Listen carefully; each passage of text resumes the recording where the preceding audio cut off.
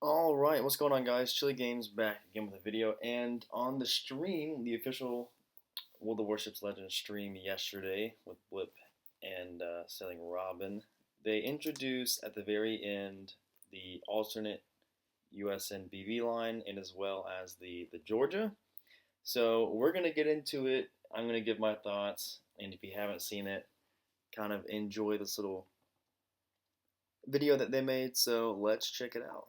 The Georgia. Looks sick. I like it. Tier 7 premium. So let's go over this real quick. Hit points 63,000. It's I would say that's pretty average. The biggest thing I'm going to look at here is the torpedo reduction is 26%. That is very German like, so not very good, especially compared to other USN battleships that are usually in the 40s. So 26% is not good at all. Adequate, adequate survivability. Let's keep it going.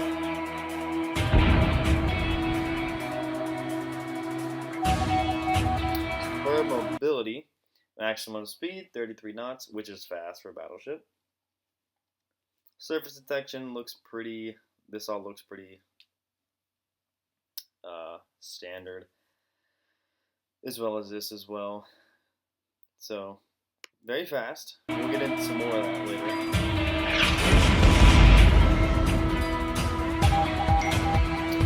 Firepower. Obviously, this is, if you know Georgia from PC, Georgia has 457mm guns. So that effectively means that this ship has 18-inch guns, not the 18.1 like the Yamato has. So in game, what does this mean? These guns will be able to overmatch 30mm of armor.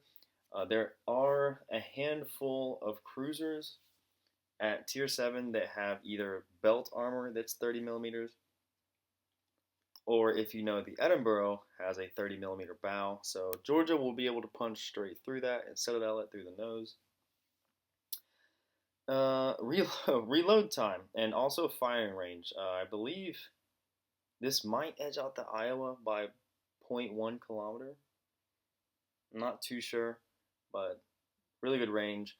Reload time is 26 seconds. Now, if you realize this number and think, I've seen that before. Yes, this is the same reload that you get on the Siegfried and the Azuma. So gonna be looking at like a 22-second reload with just the, or you should easily be able to get under 23 seconds for this reload. So that's pretty spicy, in my opinion. AP damage is absolutely nuts. I believe this is the second highest. I think the Yamato edges it out a little bit. And the turret traverse is actually really, really bad. So maybe looking at putting on a Kedrov on here. I'm not too sure. But 45 seconds is quite a long time. So let's... First battleship with 18-inch guns, not the 18.1. So we are entering into the 457mm gun era, which is things like Kremlin and other other scary things. So let's keep going.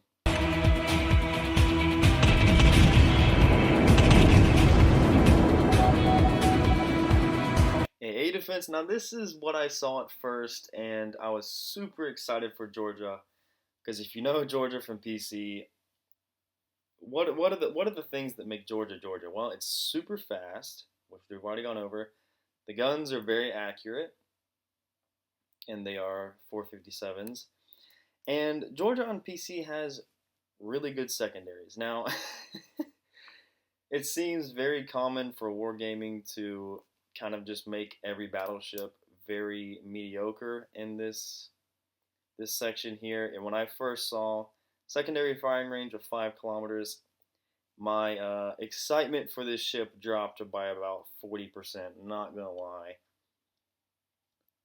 It's just kind of, when you see ships that are coming from PC that are definitely like secondary based, You know, they are very, very good as secondary builds.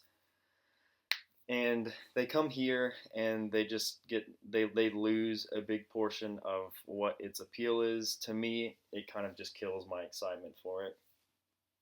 And I know a lot of people are going to be like, "Oh, it's got good guns, you know, that's great, but we have like there's like so many battleships are set up in the exact same way. You just spec for guns and you play it and you know you do whatever, and that just gets kind of boring.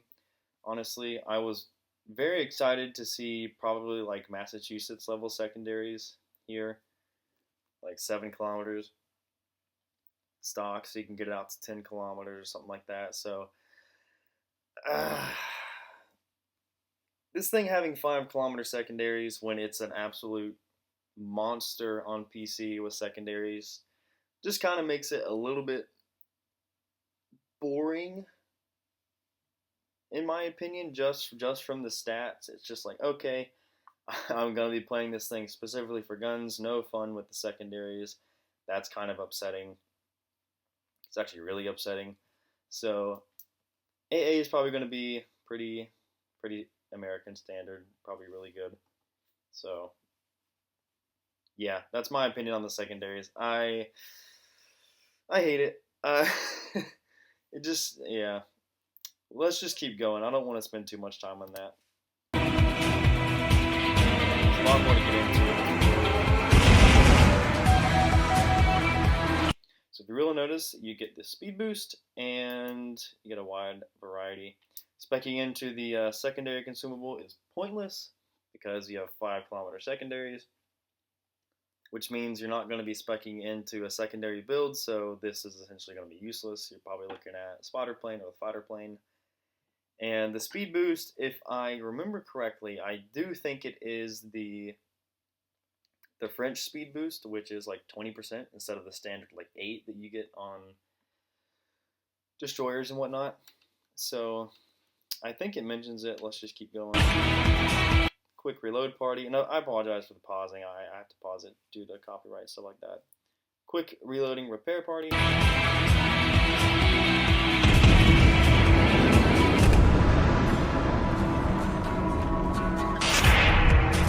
And as we get into the new alternate line that we're going to be getting for the USN battleships, let me just finish up with the Georgia.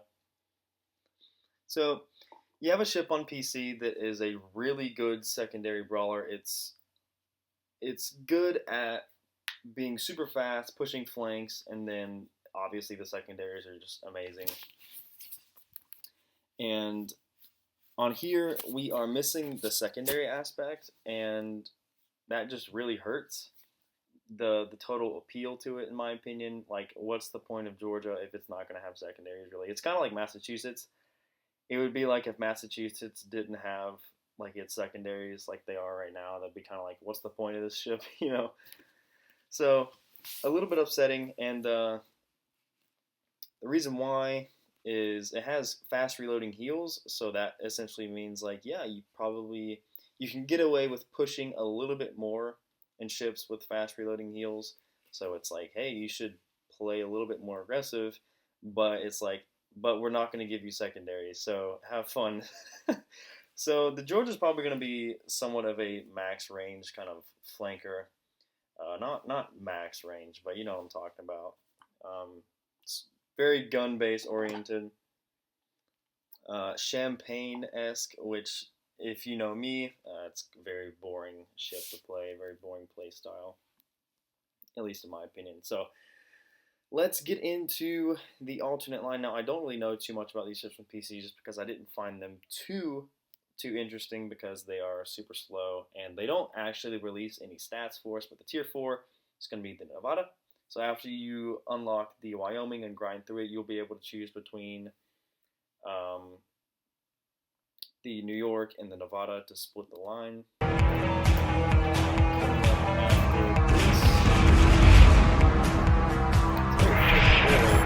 Tier 5 is going to be Tennessee. Looks very California-esque. If you're wondering how these ships are going to play, you have the California, probably going to be very, very similar. And then, coming up, I think this is people are most excited for is the North Carolina. Now, the North Carolina at Tier 6 is, oh boy, oh boy, oh boy. This ship's going to be pretty strong. It's definitely going to be nerfed from its PC version, whether that's going to be reload, it's going to be sluggish, high arcing shells. But the turret setup, and I mean, when you're comparing this to the Colorado, I think the North Carolina is easily going to be the better version of it. So I know a lot of people are excited from this. People love the North Carolina on PC. So I'm actually pretty excited for North Carolina. And I don't think they actually mentioned what the tier 7 is.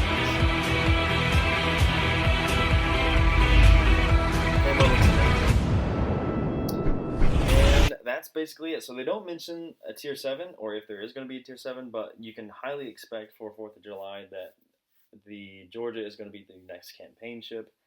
And we are probably, if I know anything, they haven't really done it in a while, but early access has been a thing that they like to do. I could see maybe those alternate battleships being early access or something like that, or maybe in crates.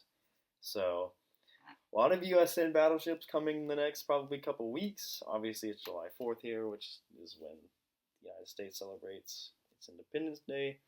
So yeah, that's kind of just an overview. If you haven't seen it, I wanted to get it out there for you guys to see it. And thank you for listening for my thoughts. If you have any thoughts in the comments, please mention them down below. And yeah, we're just getting that here. Hope you guys enjoyed, and I will see y'all next time. Peace.